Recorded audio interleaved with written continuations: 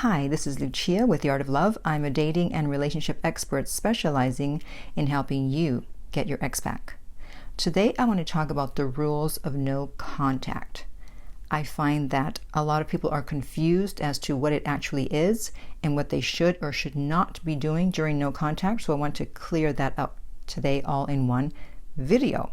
Before I do that, be sure to subscribe so that you don't miss out on any future videos. And while you're at it, tap the bell icon so you'll be notified when a new video is up.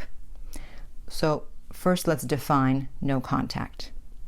If this is your first time hearing that term, it means that when someone breaks up with you, you do not contact them. There is no contact. You disappear like you're in witness protection.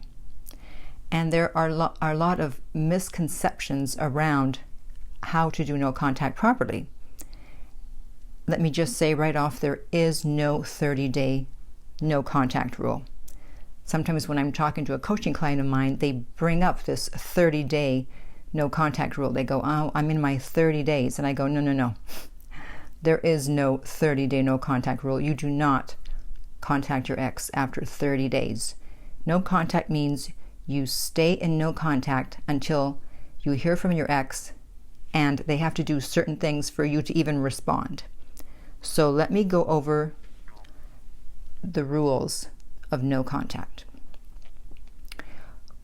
First of all, what you want to do is after they break up with you, you need to remove their number from your phone because you do not want to accidentally dial them, as some people have done, because you would be breaking no contact. Secondly, you want to remove them from Facebook Messenger because some people, again, they by mistake end up sending a message. One woman I know that her daughter was playing with her phone and she accidentally sent a thumbs up on Facebook Messenger. So even if she said, oh, that was my daughter, he probably didn't believe her. And now it looks like you've broken no contact. So you want to minimize the mistakes that you can make in contacting your ex. You also want to change passwords so that they can't see what you're up to. A lot of people forget this. So if you're in no contact, if they know any of your passwords, then change them so they can't see what you're up to. Because otherwise you could be sending messages to people and saying, oh, I miss my ex so much, I can't wait to get back with them. And meanwhile, you think you're in no contact, but meanwhile, they know what you're up to. So the next rule is with Venmo. Apparently, they can see your transactions on Venmo. So I'm not familiar with Venmo, but if you're using it, then do what you have to make sure they don't see your transactions. Now, the rule about no contact is that when it comes to blocking your ex on social media, you do not do it right away because then it looks like you're upset and hurt. So you're going to wait 60 days. And if you don't hear from them in 60 days, if you're not back in contact with them in 60 days, then you block them.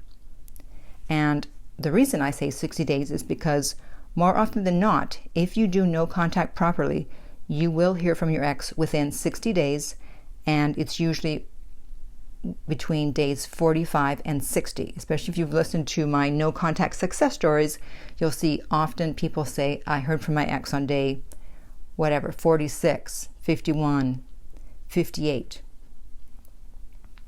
The next rule is that you do not contact them for their birthday, holidays, etc. Remember, they broke up with you, they kicked you out of their life, so why are you now rewarding them by saying happy birthday? If they contact you for your birthday, you can say thank you, but do not try to keep the conversation going. They might just be being polite. If they want to talk, they'll keep the conversation going. If they don't, then all you do is say thank you and keep it moving. Do not talk to any mutual friends you have in common or to their family members about the breakup, about your feelings for the breakup. Just say, I don't want to talk about it, or say, yes, it's over and I'm working on moving on. Because anything you relate to them is going to get back to your ex. We want there to be no contact, no communication. Now, if your ex does reach out, that doesn't mean you automatically respond. You respond only if they say something significant. So a hey or a hi is not significant. Now, people often ask, what if they say miss you or I miss you? I suggest you wait, because they may just be missing you temporarily today, but tomorrow they may not be missing you. And then you'll wonder what happened. Or they may be testing you to get a reaction to see if you're going to respond to that. If they really miss you, they will text you again, okay? And in fact, that's how to really know if they do miss you, because if they text that they do and you don't respond and they don't text again, then gee, I guess, you know what? They didn't really miss you, or they just missed you at that moment, or they didn't miss you enough to text again. The next rule is no looking at their stories, their snaps, their WhatsApp status, basically anything where you can be tracked. You're breaking no contact because they see that you're still interested. That's why you're still looking at their stories or snaps or statuses. So do not do that. Now, what about if they call? Do you pick up the phone? No, you don't know why they're calling. They may be calling by mistake. It may be a butt dial. Again, if they're interested, they'll call again. And then when they see that you're not answering, they'll either leave a message or they will text. They need to show their interest level. And if they're not leaving a message, then they're not that interested, because put the shoe on the other foot. If you had broken up with someone and you realized you made a mistake and you want them back, wouldn't you say something? Or would you just keep calling and calling and calling? And you would eventually at some point say, hey, I want to talk to you. And that's what you want to hear, something like that. Because otherwise, they may just be temporarily missing you, or they might just be curious and wondering, hey, how come this person disappeared when they were so into me just because I broke up with them? So they need to let you know through their actions what their interest level is. If it's a fake breakup, you'll hear from them within 2 weeks. But again, you keep with the no contact, and if you hear from them within 2 weeks, a lot of times it is a fake breakup. Now, if you run into them, you want to be polite. You want to keep it short. Do not talk about the relationship. Do not ask questions about the relationship, or if they're dating someone new or whatever.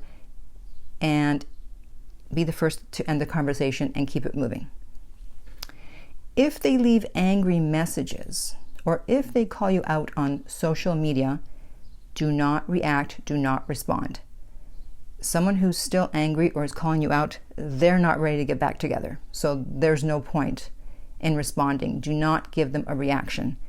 If they want you to react, they need to be real and say, hey, I really miss you. I made a mistake. I wish you would talk to me. And they need to be humble. They can't have an attitude like saying, oh, so we're not talking now? Remember, real and humble. The next rule is if they comment on your posts on social media, do not respond and do not like the comment. Yes, you'll be breaking no contact if you do that. People often ask if they have children or if they live together still or work together, how can you do no contact? Great question. In this case, you have to do no extra contact. You keep contact to a bare minimum, so you don't look for ways to run into them or to talk to them or to see them, because that's what they're going to be expecting. So if you have children, or if you're still living together or you work together, keep it to a minimum. And finally, the two exceptions to no contact are if you cheated or if you took your ex for granted, then it's up to you to reach out to them. If they broke up with you, you still have to wait, I would say, a good 30 days, because they're not going to want to get back with you right away. So give them some time and space away from you. And people also often ask, well, how do I know if I took them for granted? That's a great question. But I need to speak with you to see what you did, to see if you took them for granted. Because sometimes with my coaching clients, they think they took their ex for granted, but they didn't. So every case is different. I would need to speak with you. And you can do that by contacting me at my website, theartoflove.net. The direct link is below. And setting up a private coaching session, whether you want to talk about whether you took your ex for granted or other parts of the no contact rule or anything having to do with a breakup or even relationships in general in that case. If you're listening on YouTube, remember to subscribe. If you're listening on iTunes, I would appreciate it if you would rate and review the podcast. And finally, remember that love inspires, empowers, uplifts, and enlightens.